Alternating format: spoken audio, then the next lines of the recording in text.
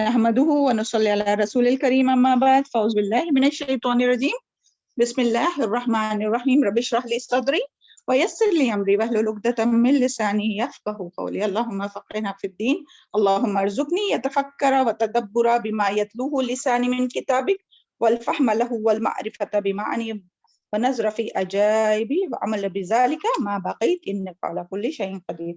السلام علیکم ورحمۃ اللہ وبرکاتہ. چلے آج ہم لوگ سب سے پہلے سورہ نحل کی آیت نمبر 63 سے 68 اس کی تلاوت سنتے ہیں، اس کے بعد میں اور اس کے معلومات حاصل کرنے کی کوشش کریں گے. اللہ تعالی ہم سب کے علم میں، اخلاص میں اور نیک اعمال میں اور اہل و عیال میں اور روحانی اور مادی رزق میں برکت ڈالے، آمین. چلیں. السلام علیکم ورحمۃ اللہ وبرکاتہ. وعلیکم السلام ورحمۃ اللہ وبرکاتہ. اعوذ باللہ من الشیطان الرجیم. بسم اللہ الرحمن الرحیم.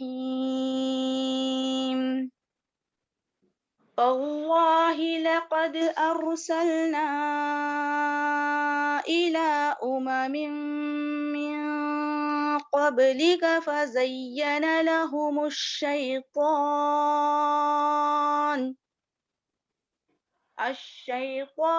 أعمالهم فهو وليهم اليوم ولهم عذاب أليم. وما أنزلنا عليك الكتاب إلا لتبين لهم الذي اختلفوا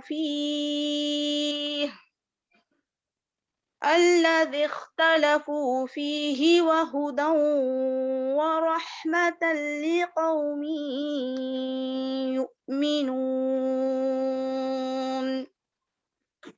والله أنزل من السماء ماء فأحيا به الأرض بعد موتها إن في ذلك لآية لقوم يسمعون. وَإِنَّ لَكُمْ فِي الْأَنْعَامِ لَعِبْرَةً نُسْقِيكُم مِّمَّا فِي بُطُونِهِ مِن بَيْنِ فَرْثٍ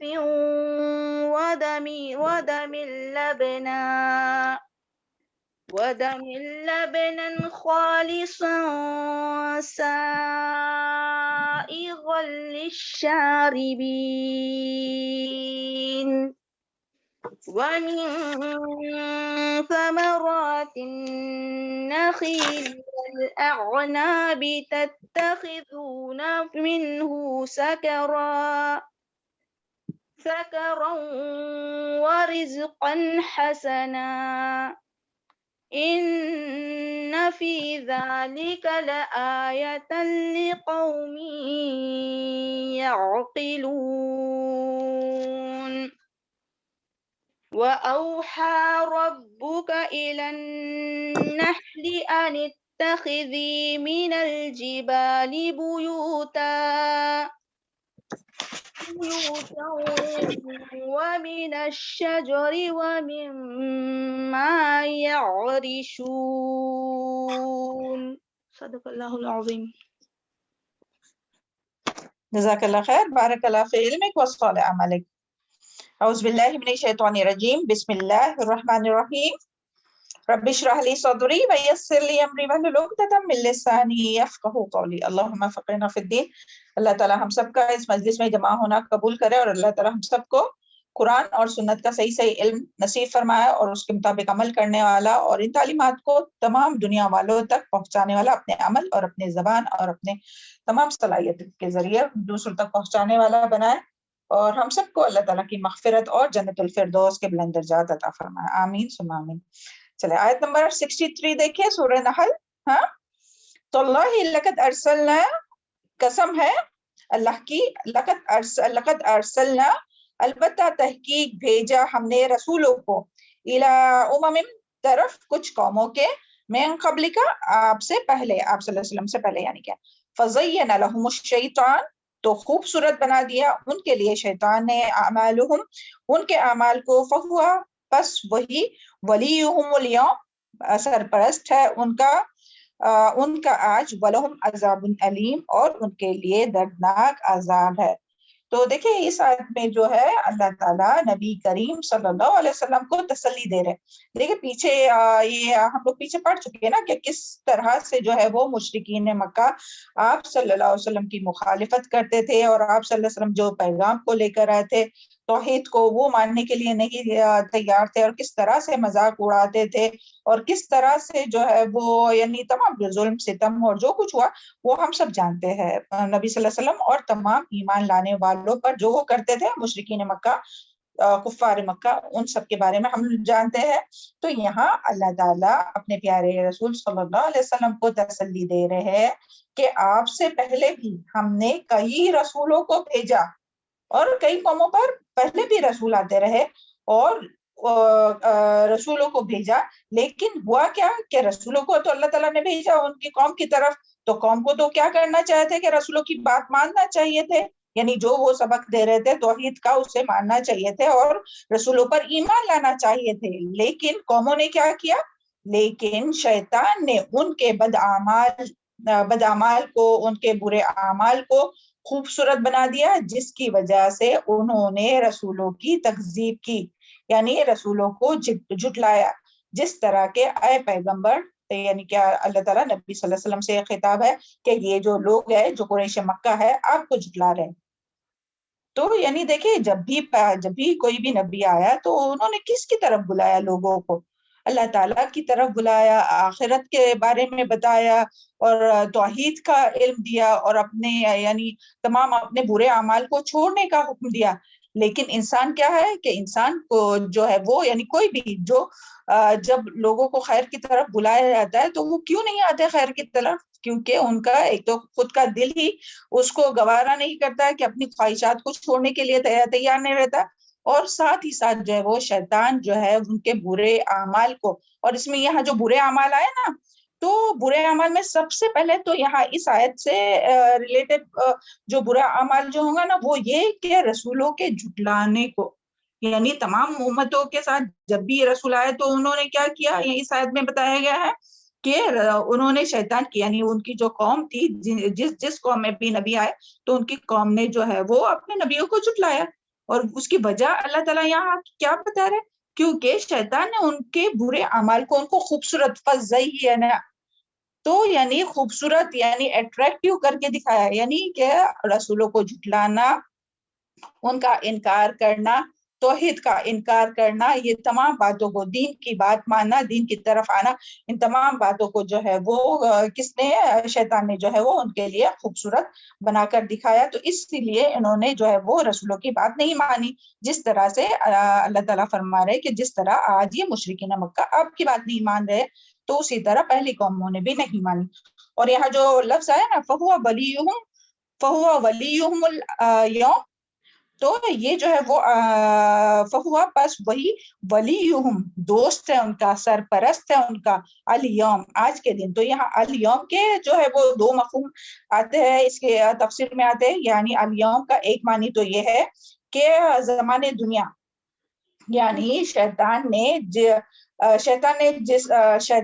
جس نے پچھلی امتوں کو گمراہ کیا، آج وہ ان کفار مکہ یا مشرکین مکہ کا جو ہے وہ دوست بنا ہوا ہے، اور انہیں نبی کی تکذیب یعنی کہ جھٹلانے پر ابھار رہا ہے۔ اور الیوم کا یعنی ایک تو الیوم کا کیا معنی ہے؟ آج کا دن، یعنی یہ زمانہ جو زمانہ بھی چل رہا ہے نا وہ زمانہ، یعنی نبی صلی اللہ علیہ وسلم سے اللہ تعالیٰ فرما رہے آج، یعنی کہ جس طرح سے پہلے لوگوں کو جو ہے وہ شیطان نے گمراہ کیا، اسی طرح آج جو ہے یعنی کہ نبی صلی اللہ علیہ وسلم سے کہا جا رہا ہے کہ آج یعنی کہ یہ زمانہ جس میں آپ صلی اللہ علیہ وسلم تھے تو اس میں جو ہے وہ آپ کے بھی یعنی مشرکین مکہ کو بھی یہ بہکا رہا ہے کون؟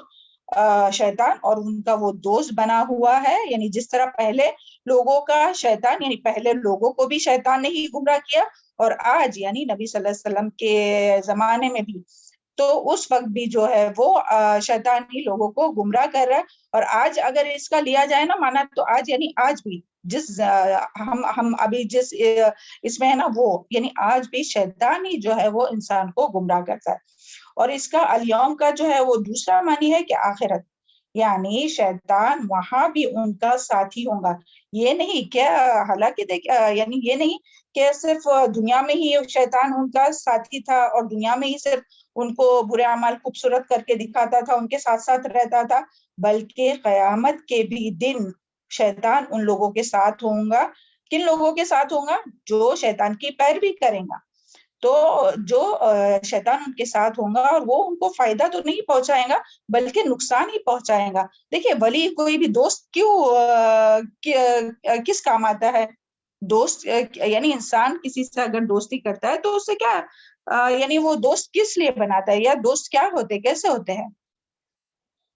دوست جو اچھے برے میں کام دے میم جو بالکل ہاں بالکل صحیح کہ دوست جو ہوتے ہیں وہ ہوتے ہیں کہ جو یعنی کبھی ضرورت پڑے تو اس کو ہیلپ کرے، کوئی بھی مشکل آئے تو اس کو مشکل سے نکالے. مگر جن لوگوں نے اللہ کو چھوڑ کر شیطان کو دوست بنایا نا تو وہ سب سے بدترین دوست ہے، جو فائدہ تو نہیں دے گا، نہ دنیا میں دیتا ہے فائدہ اور نہ آخرت میں دے گا، بلکہ ان کو نقصان پہنچائے گا اور انہیں خود تو جہنم میں جائے گا اور جو ان سے دوستی کریں گے تو ان کو بھی جہنم میں لے کے جائیں گا. وَلَهُمْ عَذَابٌ أَلِيمٌ، ان لوگوں کو بھی جو ہے وہ عذاب یعنی دردناک عذاب ہونے والا ہے. تو یہاں بیٹھے بیٹھے دعا کیجیے اللہ تعالی ہم سب کو اور دنیا کے تمام مسلمانوں کو شیطان مردود کی پیروی سے بچا ہے نا. اور اللہ تعالیٰ قرآن میں تو کتنی بار فرماتے ہیں نا یا ایھا الذین آمنوا لا تتبعوا الشیطان انہ لکم عدو مبین، کیا اے لوگوں جو ایمان لائے ہو شیطان کو اپنا شیطان تمہارا کھلا دشمن ہے، اس کی پیروی مت کرو. لیکن اور قرآن میں ایک جگہ یہ بھی آتا ہے کہ تم یعنی وہ تو تمہارا دشمن ہے اور تم اس کو دوست بناتے ہو. دوست بنا کے یعنی کیا ہے؟ یعنی جو وہ دعوت دیتا ہے، جو وہ تم کو ابھارتا ہے، وسوسے ڈالتا ہے، تم اس کے پیچھے پڑتے ہیں. تو یہ کیا ہوا؟ دوست بنانا ہے، کیونکہ دوست کے ساتھ ہی جاتا ہے نا. تو اللہ تعالیٰ ہم سب کو اور ہم سب کے اہل و عیال کو، قیامت تک آنے والی ذریت کو اور تمام مسلمانوں کو شیطان کی دوستی سے، شیطان کے دھوکے سے محفوظ رکھے. اور اس آیت میں دیکھیے یہاں جو بات آئی نا فَزَيَّنَ لَهُمُ الشَّيْطَانُ، یعنی شیطان ان کے برے اعمال کو خوبصورت بنا کے دکھاتا ہے. تو یعنی اس میں کیا کیا چیزیں آئیں گی؟ ویسے تو بہت سی چیزیں آ سکتی ہے، لیکن اس آیت کے کانٹیکٹ میں ہم لوگ لیں گے نا تو اس میں سب سے پہلے تو یہ کہ انہیں دنیا میں مشغول رکھتا ہے. یعنی انہیں یعنی انسانوں کو کس میں مشغول، یعنی یہ پہلے زمانے کے بھی لوگوں کو بھی شیطان نے یہی کیا تھا کہ انبیاء جب بھی آئے تو کس کی طرف بلاتے تھے؟ اللہ تعالیٰ کی طرف، توحید کی طرف، آخرت کی طرف، ہے نا، کہ جو بھی عمل کر رہے آخرت میں کام آنے والے عمل کرو. لیکن شیطان کیا کرتا ہے؟ انہیں دنیا میں اس قدر مشغول کرتا ہے. اس زمانے میں بھی کیا اور نبی صلی اللہ علیہ وسلم کے بھی، مشرکین مکہ کو، اور آج بھی اور قیامت تک اس نے ہم لوگ پیچھے پڑ چکے نا کہ شیطان نے قیامت، ابلیس نے جو ہے وہ قیامت تک کی مہلت مانگی ہے کہ قیامت تک جو ہے وہ انسانوں کو گمراہ کرتے رہیں گا وہ. تو قیامت تک جو ہے وہ جتنے بھی لوگ آئیں گے تو اس کا کام کیا ہے کہ وہ دنیا میں انسان کو مشغول کرتا ہے اور دنیا کے دل فریبیوں میں مگن کرتا ہے. یعنی یہ دنیا تو رنگ رنگیلی ہے نا، تو اس میں ہی.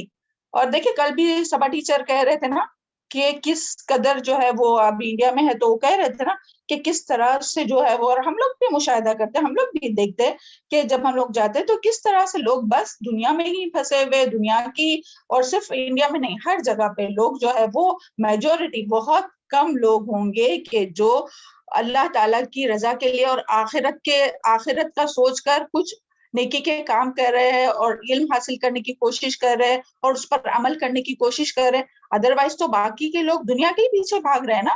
تو اللہ تعالیٰ ہم سب کو اس سے محفوظ رکھے اور اللہ تعالیٰ ہم لوگوں کو دنیا میں رہ کر آخرت کی فکر کرنے والا بنائے، اور صرف فکر نہیں بلکہ آخرت کے لیے عمل کرنے والا بنائے.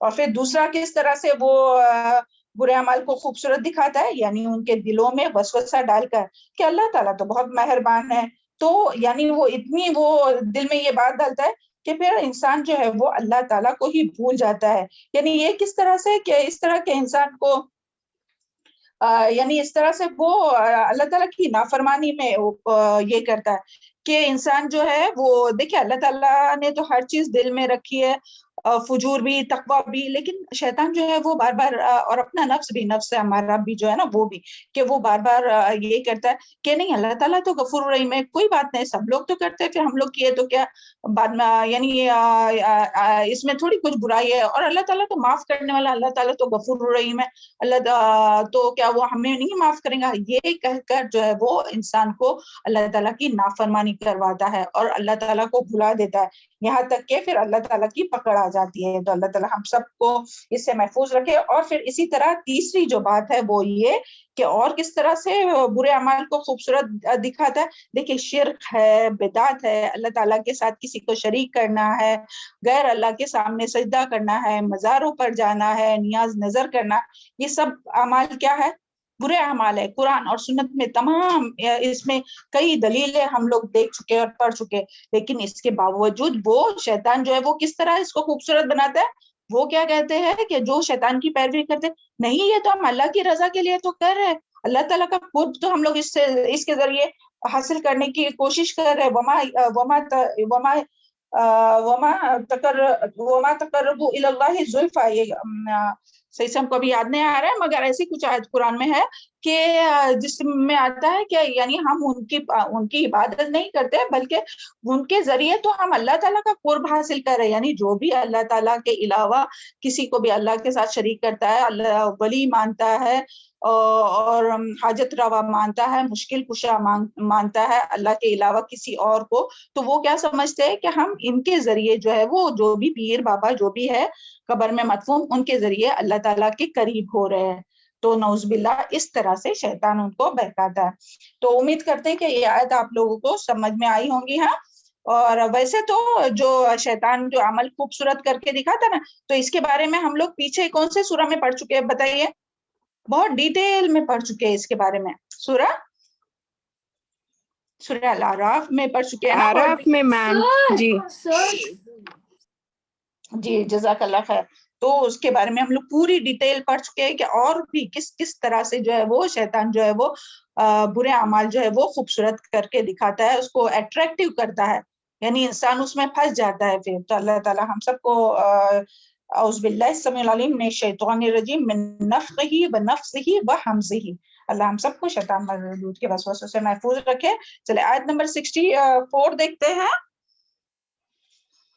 اعوذ باللہ من الشیطان الرجیم وما انزلنا علیک الکتاب، اور نہیں اتارا ہم نے آپ پر کتاب الا لتبین، مگر تاکہ آپ بیان کرے لہم الذی، ان لوگوں کے لیے وہ چیز اختلفوا فیہ، انہوں نے اختلاف کیا جس میں، وہدی ورحمۃ لقوم یؤمنون، اور یہ ہدایت ہے اور رحمت ہے لقوم یؤمنون، اس قوم کے لیے جو ایمان رکھتی ہے۔ اب اس آیت میں جو ہے وہ اللہ تعالیٰ یعنی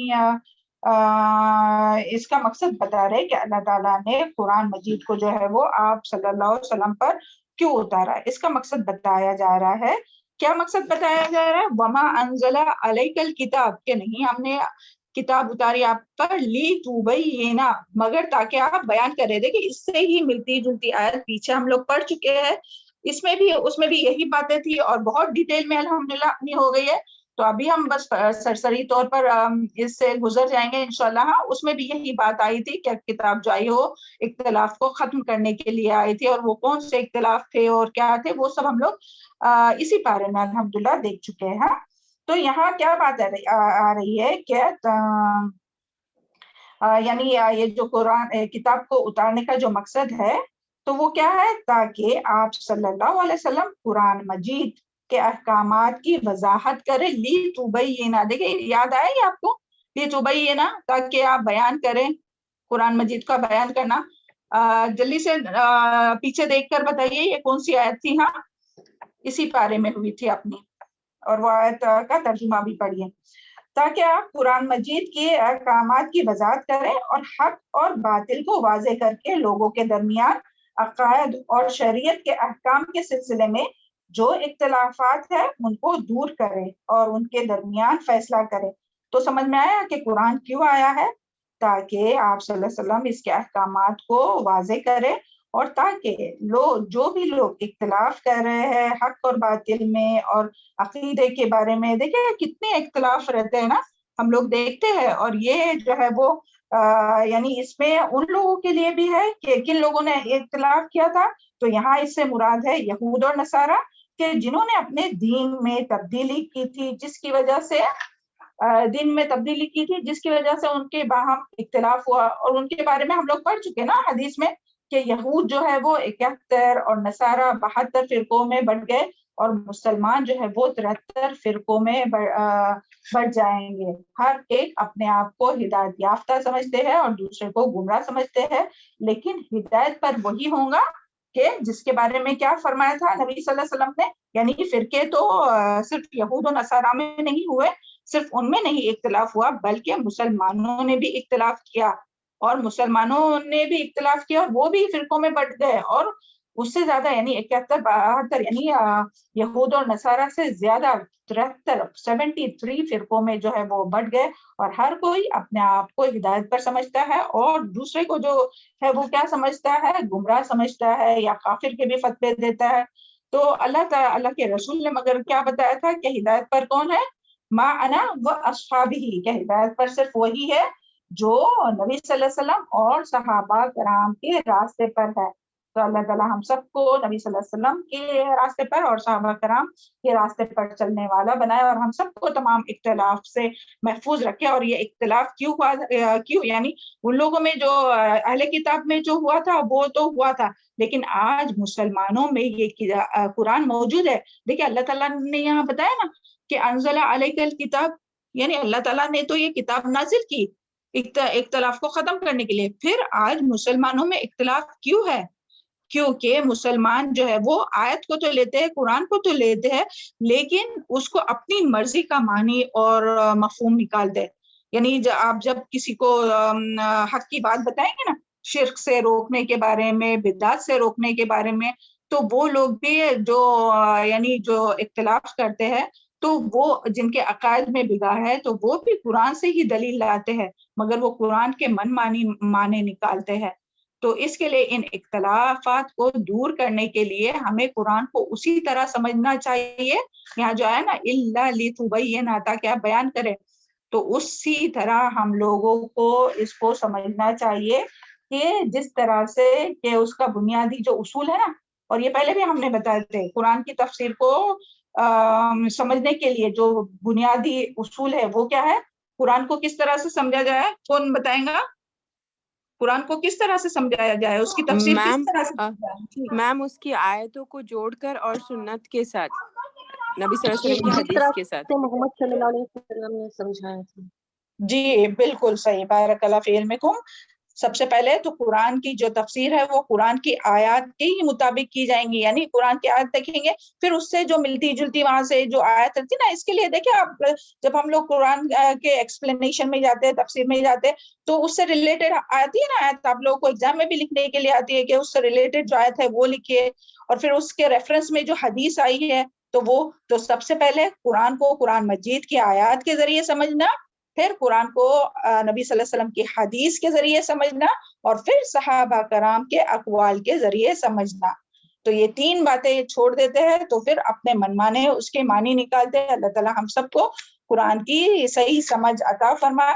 چلے اس موقع پر جلدی سے ہم لوگ یہ دعا مانگتے ہیں، اللہم ارزقنی التفکر والتدبر بما یتلوہ لسانی من کتابک والفہم لہ والمعرفۃ بمعانی ونظر فی عجائب وعمل بذالک ما بقیت انک علی کل شیء قدیر۔ اللہ اس کتاب قرآن میں میری زبان جو پڑھتی ہے، میں اس میں مجھے تفکر، تدبر اور اس کی سمجھ عطا فرما، اور اس کے معنوں اور عجائبات کی پہچان کروا، اور جب تک میں زندہ رہوں اس کے مطابق عمل کروں، بے شک تو ہر چیز پر قدرت رکھنے والا ہے۔ کیونکہ اللہ تعالیٰ ہی سمجھا سکتا ہے نا، کوئی بھی آیت جو ہے ہم لوگ خود سے نہیں، یعنی کوئی بھی کتنا بھی کسی کے پاس علم ہو کوئی بھی نہیں سمجھ سکتا ہے۔ نبی صلی اللہ علیہ وسلم کو بھی اللہ تعالیٰ نے ہی سمجھایا، اللہ تعالیٰ ہمیں بھی اس کی سمجھ عطا فرمائے۔ ہم لوگ بھی اللہ تعالیٰ سے دعا مانگتے ہیں نا کہ ہم لوگ بھی اس آیت کو صحیح سے سمجھ سکے اور ان آیات میں صحیح سے غور و فکر کر سکے اور پھر عمل بھی کر سکے، ہے نا۔ چلے پھر آگے یاد سمجھ میں آئی نا. اور پھر یہاں جو ہے نا اور یہ قرآن کے بارے میں پھر کیا ہے, وَهُدًى وَرَحْمَةً لِقَوْمٍ يُؤْمِنُونَ. اور یہ قرآن کیا ہے, تو یہ قرآن ہدایت ہے اور رحمت ہے. سبحان اللہ, یعنی رہنمائی کرتی, ہدایت ہے یعنی رہنمائی کرتی ہے, اور رحمت کا ذریعہ ہے, یعنی اس کے ذریعے رحمت نصیب ہوتی ہے. لیکن کن لوگوں کو ہدایت, قرآن کے ذریعے ہدایت اور رحمت کن لوگوں کو نصیب ہوتی ہے؟ صرف ان لوگوں کو جو اس پر ایمان لاتے ہیں. تو ابھی ہم سب کہیں گے ایمان تو سب لاتے ہیں, تمام مسلمان تو قرآن پر ایمان لاتے ہیں, کیونکہ وہ ایمان وہ جو ایمان جو جن چیزوں پر ایمان لانا ہے تو ان میں قرآن بھی تو ہے کہ اللہ تعالیٰ پر, اللہ کے فرشتوں پر اور رسولوں پر اور کتابوں پر اور تقدیر پر اور آخرت پر ایمان تو تمام مسلمان لاتے ہیں. مگر ایمان ایسا ایمان کہ جیسے کہ ایمان لانے کا حق ہے, یعنی کہ اس کو سچا ماننا. اور جب یہاں بات آئی نا قرآن پر ایمان لانے کی, تو اس کا ذکر سورہ البقرہ آیت نمبر 121 میں ہوا ہے. الذین آتیناہم الکتاب یتلونہ حق تلاوتہ اولئک یؤمنون بہ. اللہ تعالیٰ نے اس میں کیا فرمایا, وہ لوگ جن کو ہم نے کتاب دی وہ اس کی تلاوت کرتے ہیں جیسے کہ اس کی تلاوت کرنے کا حق ہے, وہی لوگ اس پر ایمان لاتے ہیں. تو ایک بار پھر سے یاد دہانی, یہ ہم لوگوں کو پہلے ہو چکا ہے.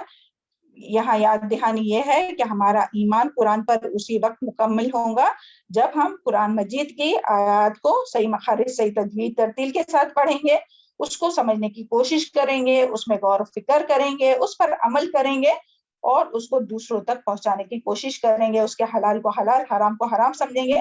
تب ہی ہمارا ایمان مکمل ہو سکتا ہے, اور تب ہی یہ جو قرآن ہے وہ ہمارے لیے ہدایت اور رحمت کا ذریعہ بن سکتی ہے. اللہ کرے کہ اس قرآن کی تلاوت کا جو حق ادا کرنا ہے وہ ہم سب کو اور ہم سب کے اہل و عیال اور اولاد کو اور تمام مسلمانوں کو نصیب فرمائے. تو یہاں تک آپ لوگوں کو سمجھ میں آئی آیت؟ چلے آگے پھر انشاءاللہ آیت نمبر 65.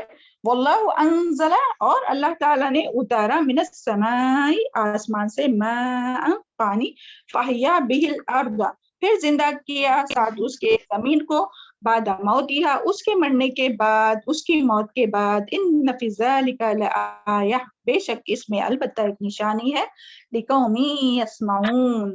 سبحان اللہ. اللہ تعالیٰ ہم لوگوں کو سننے والا بنائے مرتے دم تک, اور غور و فکر کر کے اور صحیح سننے والا بنا, اور اپنی اولاد کو بھی اس کی توفیق عطا فرمائے, اس قوم کے لیے جو سنتی ہے. تو یہاں کیا بات آ رہی ہے, ابھی آپ کہیں گے کہ یہاں تو پانی کی بات آ رہی ہے اور ٹیچر کیا دعا مانگ رہے ہیں. تو دیکھیے یہاں اس آیت میں سب سے پہلے تو یہ بات آئی ہے کہ یہ آیت جو ہے وہ دلیل ہے. کس بات کی دلیل ہے؟ یہ آیات حیات یعنی زندگی بعد الموت, موت کے بعد زندگی پر دلیل ہے. جس طرح مردہ زمین بارش کی وجہ سے زندہ ہوتی ہے, مردہ زمین کس طرح سے بارش کی وجہ سے زندہ ہوتی ہے, بتائیے, جلدی سے بتائیے. چلے مردہ زمین بارش کی وجہ سے زندہ ہوتی ہے. ہاں مگر کیسے ہوتی ہے, کیا ہوتا ہے, تھوڑا سا میم جیسے تھوڑا بارش سا برستا مطلب ہے تو پانی پھر بارش برسنے وہ اس کے بعد ڈالتے ہیں تو ایک نغمہ کون بتا رہا ہے, بلکہ نغمہ کون؟ ہاں بتائیے. میم وہ مٹی نرم ہوتی ہے تو اس میں سبزہ نکلتا ہے, یہ اس کی نشانی ہے نا. جی, اور ہریالی چھا جاتی ہے نا, یعنی سوکھی بنجر زمین جب رہتی ہے اور جب اس میں بارش کے قطرے برستے ہیں. سبحان اللہ. تھوڑا امیجن کیجئے, جب ہم لوگ جاتے ہیں جب ہم لوگ انڈیا جاتے ہیں, اپنے وطن بھی جاتے ہوں گے, تو جب بارش گرتی ہوں گی, یہاں بھی ہے ہریالی الحمدللہ, مگر وہاں جب بارش کے موسم میں جب ہم لوگ سفر کرتے ہیں تو آزو بازو میں جو روڈ کے دونوں طرف کیا دیکھتے ہیں, کتنی گرینری رہتی ہے. سبحان اللہ. اور وہ بارش کے موسم میں ہی زیادہ رہتی ہے, پورا گرین. تو وہ کیا ہے, زندہ ہونا زمین کا. ادروائز دیکھیے سوکھ جاتے ہیں, گرمی میں سوکھ جاتے ہیں درخت, پتے, پھول وغیرہ, یعنی سبھی نہیں مگر اکثر. مگر جب بارش گرتی ہے تو وہی مردہ زمین جو ہے وہ زندہ ہوتی ہے اور وہ لہلہانے لگتی ہے, خوبصورت نظر آتی ہے. سبحان اللہ, ہے نا. تو زندہ ہوتی ہے, ہری بھری ہو جاتی ہے. اسی طرح انسان بھی موت کے بعد دوبارہ زندہ کیا جائے گا. اسی طرح یعنی جب زمین جب مردہ تھی, اللہ تعالیٰ نے بارش برسائی تو پھر زمین زندہ ہوئی, لہلہانے لگی, ہری بھری ہو گئی. تو اسی طرح انسان جو مر جاتا ہے, جس کو دفن کیا جاتا ہے مٹی میں, دیکھیے اتنے لوگ دفن ہے نا آج تک, اللہ تعالیٰ ان تمام مرحومین کی مغفرت فرمائے. اللہم اغفر لی وللمؤمنین والمؤمنات والمسلمین والمسلمات والاحیاء منہم والاموات. اور اللہ تعالیٰ ان سب کی قبر کو کشادہ کرے، ان سب کو قبر کے عذاب سے محفوظ رکھے اور جنت الفردوس کے بلند درجات عطا فرمائے. اور اللہ تعالیٰ ہم سب کا بھی خاتمہ بالخیر کرے، کرنے والی موت نصیب فرمائے. تو جو مرنے کے بعد جو ہے اللہ تعالیٰ جو ہے وہ اسی طرح اگائیں گا جیسے کہ درخت اگتے ہیں، تو اسی طرح جو ہے وہ انسان کو پھر سے زندہ کیا جائے گا. سبحان اللہ. تو یہ آیت جو ہے وہ اس بات کی دلیل ہے. اور پھر یہاں اس کا دوسرا معنی یہ بھی آتا ہے، یعنی یہاں جو بات آئی ہے نا کہ ان فی ذالک لآیات لقوم یسمعون، کہ اس میں نشانی ہے ان لوگوں کے لیے جو سنتے ہیں. سبحان اللہ. تو اس آیت میں سننے والوں کے لیے کیا نشانی ہے؟ تو اس میں یہ کہ بے شک اس میں البتہ ایک نشانی ہے اس قوم کے لیے جو سنتی ہے، یعنی جس طرح بارش کے برسنے سے مردہ اور بنجر زمین لہلہانے لگتی ہے، اسی طرح آسمان سے ایک اور بارش ہوتی ہے جس کا ذکر اوپر ہوا تھا. انزلنا علیک الکتاب، اوپر سے اللہ تعالیٰ نے کیا اتارا تھا؟ وہی میم، جی قرآن وہی، مجید. جی قرآن مجید. تو سبحان اللہ. دیکھیے اللہ تعالیٰ یہاں کیا فرماتے کہ وہی یعنی کہ قرآن کے نزول سے مردہ دل جو ہے وہ زندہ ہوتے ہیں، اللہ کے کلام کے ذریعے روح خوش ہوتی ہے. سبحان اللہ. یعنی جس طرح زمین پہ جب بارش گرتی ہے آسمان سے تو زمین لہلہانے لگتی ہے، اسی طرح دل جو مردہ دل رہتے نا، تو جب اس پر یہ قرآن کی بارش ہوتی ہے، سبحان اللہ، جس طرح سے ابھی ہو رہی ہے اپنے اوپر یہ بارش ہے نا، الحمدللہ کہ اللہ تعالیٰ نے ہم لوگوں کو اس مجلس میں بیٹھنے کا موقع عطا کیا کہ جہاں کنٹینیو جو ہے وہ اللہ تعالیٰ کے جو وحی کی بارش ہو رہی ہے.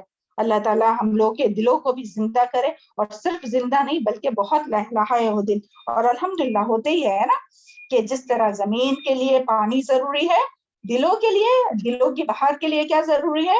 وہی ضروری ہے. لیکن اس سے قرآن مجید اور وحی الہی کے نزول سے فائدہ وہی اٹھا سکتے ہیں. یہاں کیا بات آئی ہے؟ کیا بات آئی ہے؟ یسمعون لقوم یسمعون، یعنی بارش تو ہو رہی ہے، وہی تو آ رہا ہے، قرآن تو سب کے اوپر اترا ہے، تمام یعنی تمام انسان، تمام مسلمان، بلکہ قرآن ان ہوا الا ذکر للعالمین، تمام جہان والوں کے لیے قرآن تو اتر گیا ہے.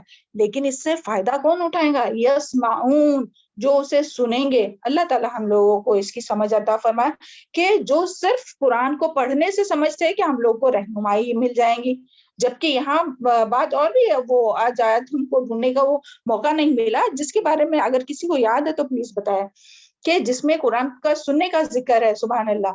وہ آج نکالنے کا ہم کو ٹائم نہیں ملا. کہ ان لوگوں کے لیے نشانی ہے کہ جو قرآن کو سنتے ہیں، تو یعنی جو فرسٹ سٹیپ رہتا ہے نا علم حاصل کرنے کا، جو فرسٹ سٹیپ ہے وہ کیا ہے؟ سننا ضروری ہے. اور کس طرح سے سننا؟ یسمعون، سنتے تو سبھی لوگ ہیں، دوسرے بھی لوگ سنتے رہیں گے، مگر کس طرح سے سننا؟ غور و فکر کر کے. یعنی ایک ہوتا ہے ہیئرنگ اور ایک ہوتا ہے لسننگ، یعنی کہ غور و فکر سے سننا. تو اللہ کرے کہ ہم لوگ غور و فکر سے سننے والے ہو، توجہ کے ساتھ سننے والے ہو.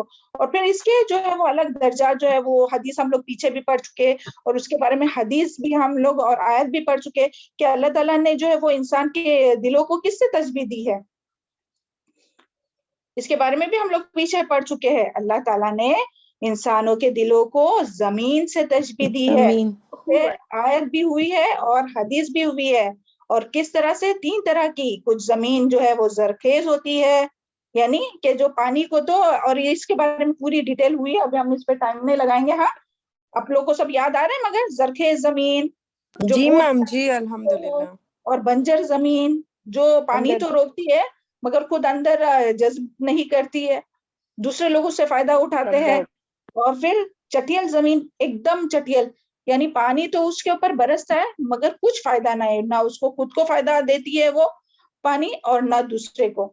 تو اللہ تعالیٰ ہم لوگوں کو زرخیز زمین، یعنی جس کا دل جتنا صاف اور شفاف ہوں گا اتنا زیادہ ہے. ابھی دیکھیں اس مجلس میں ہم لوگ کتنے لوگ ہیں، دیکھتے ہیں کتنے ہیں ٹوٹل؟ 37 میم.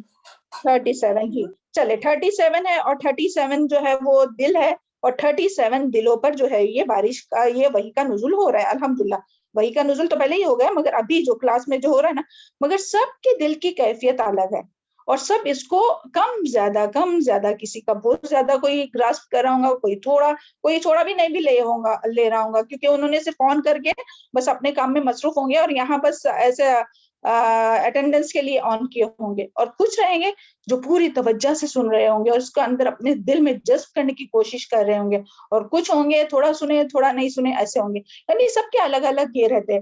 تو اسی طرح اور یہ بھی اس میں آتا ہے کہ جس کا دل جتنا خالص ہوگا, جتنا صاف شفاف ہوگا, اتنا وہ جو ہے, اور جتنی غور فکر سے وہ غور سے سنے گا, اتنا زیادہ وہ اپنے اندر جذب کرے گا قرآن کو. اور پھر جب وہ جذب کرتا ہے نا انسان قرآن کو, پھر اس سے اس کا ایمان بڑھتا ہے, پھر اس سے اس کے نئے اعمال میں اس کو نئے نئے آئیڈیاز آتے ہیں, اور وہ خود کے لیے بھی فائدہ مند ہوتا ہے اور وہ دوسروں کے لیے بھی فائدہ مند ہوتا ہے. اللہ کرے کہ ہم لوگ ایسے ہی بنے, ہے نا. کیونکہ دیکھیے قرآن میں وہ دعا بھی ہم لوگ پڑھتے ہیں نا, کون سی والی دعا, یہ والی جو ہے نا, اللہم انی عبدک وابن عبدک, تو اس دعا میں یہ حصہ آتا ہے, تجعل القرآن العظیم ربیع قلبی ونور صدری, اللہ قرآن کو میرے دل کی بہار, میرے سینے کا نور بنا دے, اور میرے غم اور پریشانی اور فکر کو دور کرنے کا ذریعہ بنائے. تو دیکھیں آج دنیا میں کتنے غم, کتنے پریشانی, یہ سب کیوں ہے؟ کیونکہ لوگ قرآن سننے آتے ہی نہیں ہے. کتنا ہم لوگ بلاتے آؤ قرآن کی طرف, قرآن سننے کے لیے صرف لسنر بنو, مگر نہیں آتے. سب کی اپنی جو ہے وہ مصروفیت لگی ہوئی ہے, تو قرآن سننا نہیں چاہتے. مگر جب تک ہم لوگ اس کو نہیں سنیں گے, نہ ہمارے دل کو نور پیدا ہوگا, نہ دل کی بہار بنے گی, اور نہ ہمارے غم اور پریشانی دور ہوں گے. اللہ تعالیٰ ہم سب کو اس کی توفیق عطا فرمائے. اس میں اور بھی جو بھی رہیں گا بولنے کے لیے, مگر اللہ تعالیٰ کہنے اور سننے سے زیادہ اللہ تعالیٰ عمل کی توفیق عطا فرمائے. اگلی آیت کی طرف بڑھتے ہیں. آپ لوگوں سمجھ میں آ گئی نا یہ آیت؟ میم وہ والی آیت سورہ ہود کی آیت نمبر 42 تھی جو آپ سننے والی بول رہی ہیں نا. ہاں پلیز وہ اس کا ترجمہ پڑھیے. یہ اور ان میں سے جو غور سے سنتے ہیں تجھ کو کیا بھلا تو سنوائے گا بہروں کو اگر چاہے گا وہ, اگر عقل نہ رکھتے, اور ان میں سے جو دیکھتا ہے تیری طرف کیا پھر تو ہدایت دے گا اندھوں کو, اور اگر چاہے ہو وہ نہ دیکھتے. جی بارک اللہ فی علمک. جی تو سبحان اللہ, اس طرح سے اور بھی بہت سے آیت ہے کہ جس میں قرآن کو سننے کی بات آئی ہے نا. تو اللہ تعالیٰ ہم سب کو غور سے سننے والوں میں شامل کرے, اور اللہ تعالیٰ اپنے اہل و عیال کو بھی اس کی توفیق عطا فرمائے کہ وہ قرآن کو, دین کی باتوں کو, حق کی بات کو جو ہے وہ غور سے سننے والے اور عمل کرنے والے بنے, اور استقامت نصیب فرمائے ہم سب کو. چلے آگے آیت دیکھتے ہیں, آیت نمبر 66. وَإِنَّ لَكُمْ فِي الْأَنْعَامِ لَعِبْرَةً, اور بے شک تمہارے لیے مویشی جانوروں میں بھی عبرت ہے, البتہ ایک سبق ہے, عبرت ہے. سبحان اللہ. دیکھیں اللہ تعالیٰ کن چیزوں میں ہم لوگوں کے لیے عبرت رکھی ہے نا, کہ نشانی رکھے ہے. سبحان اللہ. اور یہ جو عبرہ ہے نا, تو عبرہ یعنی کہ عبرت یعنی کہ اس میں سبق ہے, نشانی ہے.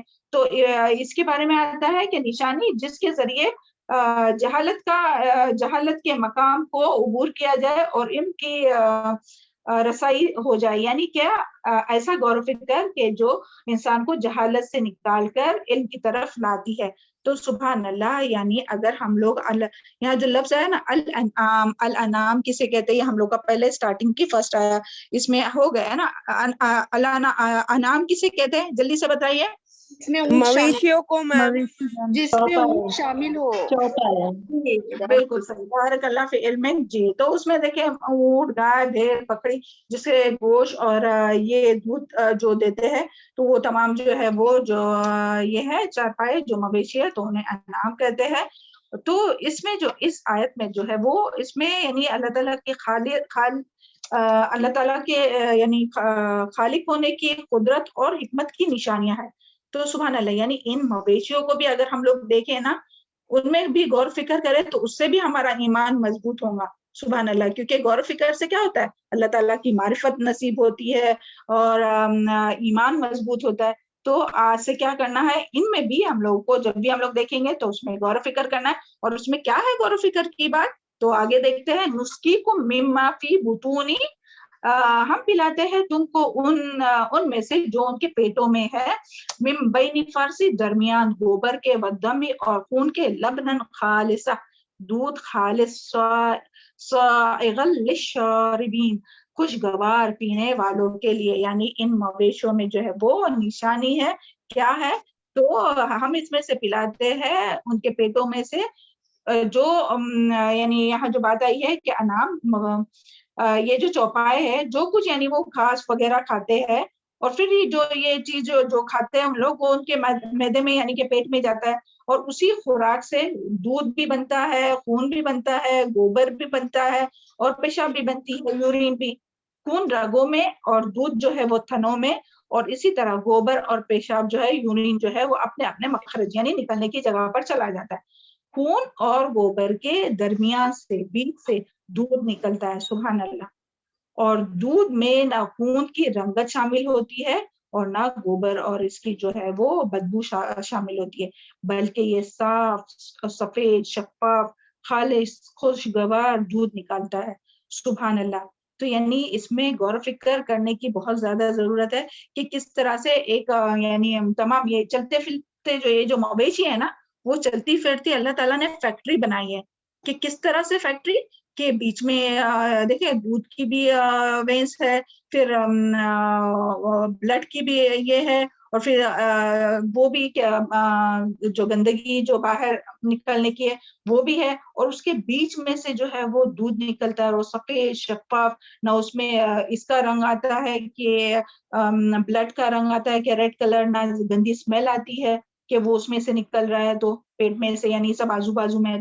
تو سبحان اللہ اس میں یعنی غور و فکر کرنے والوں کے لیے کتنی، اور وہ بھی دودھ یعنی یہاں سے دودھ کی ایک اہمیت بھی پتہ چلتی ہے نا کہ دودھ کی جو ہے وہ اہمیت کتنی ہے کہ کس طرح سے اور دودھ کے بارے میں پتہ ہے نا سب کو کہ آپ صلی اللہ علیہ وسلم کا جو ہے وہ پسندیدہ مشروب یعنی کہ ڈرنک ہے اور یہ غذائیت سے بھرپور ہے. اور معراج کے موقع پر آپ صلی اللہ علیہ وسلم نے کیا نوش فرمایا تھا؟ معراج کے موقع پر جب آپ صلی اللہ علیہ وسلم کو حضرت جبرائیل علیہ السلام جی شراب اور یہ دیا گیا تھا تو نبی صلی اللہ علیہ وسلم نے کس کو پسند کیا تھا پینے کے لیے؟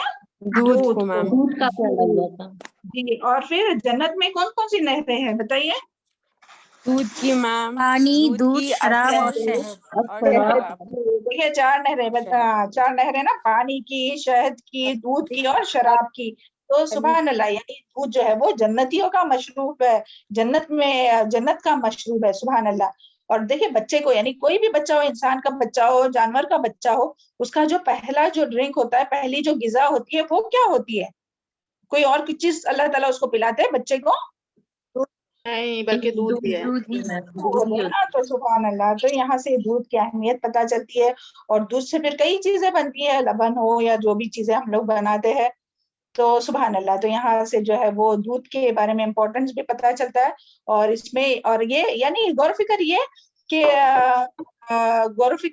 کہ یعنی اللہ تعالیٰ نے کس طرح سے، یہ اللہ تعالیٰ کی قدرت ہے اور کس طرح سے حکمت کی نشانی ہے کہ اللہ تعالیٰ نے دودھ کو جو ہے وہ سفید اور خوشگوار، یہاں جو ہے نا سائغن، تو یعنی کہ سائغن کا کیا مطلب ہے؟ کھانے پینے کی چیز جو حلق سے آسانی سے اتر جائے، یعنی خوشگوار، لذت، رنگ اور ذائقے کے اعتبار سے. تو یعنی پینے والے کے لیے اتنا اس میں خوشگوار اور یہ ہے لذت ہے اور ذائقہ ہے. سبحان اللہ. تو اس میں تمام سب کے لیے جو ہے وہ نشانی ہے، ہم سب کے لیے. اور دیکھیں نبی صلی اللہ علیہ وسلم جب بھی کوئی کھانا کھاتے تھے نا تو یہ بھی دعا پڑھا کرتے تھے کہ اللہم بارک لنا فی وَأَطْعِمْنَا خَيْرٌ مِنْهَا. اللہم یعنی دوسری تو دعا ہے جو ہم لوگ پڑھتے ہیں الحمدللہ الذی اعطانی ھذا ورزقنی من غیر حول منی ولا قوة، وہ تو ہے. لیکن یہ بھی دعا ہے کہ نبی صلی اللہ علیہ وسلم کھانے کے بعد یہ دعا پڑھتے تھے اللہم بارک لنا فی وَأَطْعِمْنَا خَيْرًا مِنْهَا، یعنی اللہ ہمیں اس کھانے میں برکت دے اور اس سے بہتر عطا فرما. تو جب کھانا کھاتے ہیں نا تو کیا ہے کہ اس میں برکت دے اور اسے بہتر عطا فرما. اور دودھ پینے کے بعد میں کیا دعا پڑھتے تھے نبی صلی اللہ علیہ وسلم اور ہم سب کو بھی پڑھنا چاہیے؟ بتائیے. میم اللہم بارک لنا فی وزدنا من. بارک اللہ فی علمکم. اللہم بارک لنا فی وزدنا منہم، اے اللہ ہمارے لیے اس میں برکت دے اور ہمیں اور زیادہ دے. تو دیکھیں اوپر کیا تھا کھانے کے بعد کے لیے؟ وَأَطْعِمْنَا خَيْرًا مِنْهَا، اللہ تعالیٰ ہم کو اس سے بہتر کھلا. اور یہ دعا ہم لوگوں کو یاد کرنا چاہیے دیکھیں ہم کو یاد ہے کہ ہم لوگ چھوٹے تھے نا تو ہمارے امی یہ دعا ہم لوگ کو کھانے کے بعد پڑھایا کرتے تھے. تو ہم یہ سمجھتے تھے, ہمارا چھوٹا سا دماغ, کہ ہم یہ سمجھتے تھے کہ ممی نے نا یہ خود سے یہ دعا بنایا یا بنایا ان دا سینس کیونکہ یعنی تاکہ بچوں کو اور اچھا کھانا ملے اس کے لیے. تو سبحان اللہ, جب بعد میں یہ جب ہم لوگ قرآن کی کلاس جوائن کیے تب ہمیں پتا چلا کہ یہ صحیح میں یہ دعا ہے کہ اللہم بارک لنا فی وَأَتِمْنَا خَيْرًا مِنْہا. تو یعنی کہ کھانے کے لیے تو یہ ذکر ہے کہ اللہ اس میں برکت دے, اور اس سے بہتر یعنی جو آج کھائے اس سے اور بہتر جو ہے وہ ہم لوگ بعد میں کھائے. لیکن دودھ کے لیے یہ نہیں ہے کہ اس سے بہتر ہمیں عطا کرے, کیونکہ دودھ سے بہتر کوئی چیز نہیں ہے نا. سبحان اللہ. اور پہلے جو لوگ تھے جو تو ان لوگوں کی غذا کیا تھی, ہم لوگ کی طرح الگ الگ اس طرح کے کھانے نہیں رہتے تھے, اور اتنی جو جنگیں لڑتے تھے تو ان کا کیا کھانا پینا کیا تھا, دو چیزیں جو میم ہمیشہ. کھجور اور دودھ, جی پانی. دیکھیے, ہاں کھجور, دودھ اور پانی. تو اسی چیزیں وہ کھا پی کر جو ہے وہ جنگ لڑتے تھے. اور آج ہم لوگ دنیا کی چیزیں کھا کے جو ہے وہ کیا ہو کے رہ گئے ہیں, سست یعنی ضرورت سے زیادہ کھا کر اور طرح طرح کے الگ الگ سب ایک ساتھ بنا کر کھا کے. تو اللہ تعالیٰ ہم لوگوں کو حکمت عطا فرمائے کہ جو طیب اور پاکیزہ اور جس سے ہم لوگوں کو انرجی ملے وہ ہم لوگ کھانا کھائے, اور کھانا کھانے کے ساتھ ساتھ روزے بھی رکھے. روزے بھی جو ہے وہ بھی یعنی جسم کو جو ہے وہ یعنی اللہ تعالیٰ کے تقرب کا تو ذریعہ ہے ہی ہے, لیکن اپنے باڈی کے لیے بھی بہت ضروری ہے. اللہ تعالیٰ ہم سب کو اس کی توفیق عطا فرمائے اور کھا کر اللہ تعالیٰ کا شکر ادا کرنے والا بنائے. چلے آگے, یہاں تک آیت سمجھ میں آئی؟ آیت نمبر 67. کتنا ٹائم باقی ہے اپنا؟ ومن یہ کمپلیٹ کرتے پہلے ومن ثمراتی, اور پھلوں میں سے اور پھلوں میں سے, والنخیل اور کھجور کے, والاعناب اور انگور سے, تتخذون تم بنا لیتے ہو, منہ اس سے, سخرن نشا اور چیز, ورزقا حسنا اور رزق اچھا رزق, ان فی ذلک بے شک اس میں لآیتن البتہ ایک نشانی ہے, لقوم یعقلون اس قوم کے لیے جو عقل رکھتی ہے. اللہم اجعلنا منہم, اللہ تعالیٰ ہم لوگ کو عقل مند لوگوں میں سے شامل کر دے نا. تو اللہ تعالیٰ یہاں کیا فرماتے ہیں, کیا کھجور اور انگور کے پھلوں میں بھی پینے کی چیز یعنی اس میں بھی جو ہے وہ نشانی ہے. تو یعنی کہ یہاں جو نخیل ہے نا وہ کھجور کے درخت ہے, یعنی کیا ومن ثمرات, یعنی جس طرح سے پہلے آیا نا کہ مویشیوں میں جو ہے وہ نشانی ہے, یعنی کن لوگوں کے مویشیوں میں نشانی ہے. اور پھر یہاں کیا بات آ رہی ہے کہ جو یعنی یہ جو کھجور ہے اور انگور ہے تو اس میں بھی جو ہے وہ نشانی ہے ان لوگوں کے لیے جو عقل رکھتے ہیں. تو اس میں یعنی کیا بات آئی ہے کہ یہ سورت جو ہے وہ مکی سورت ہے, اور مکہ میں جو ہے وہ شراب اس وقت حرام نہیں ہوئی تھی. جب یہ سورت نازل ہوئی نا تو شراب حرام نہیں ہوئی تھی. تو یہاں کیا کہا جا رہا ہے کہ اللہ تعالیٰ نے تمہیں بہترین قسم کے پھل دیے, جو رزق جو یعنی کہ بہت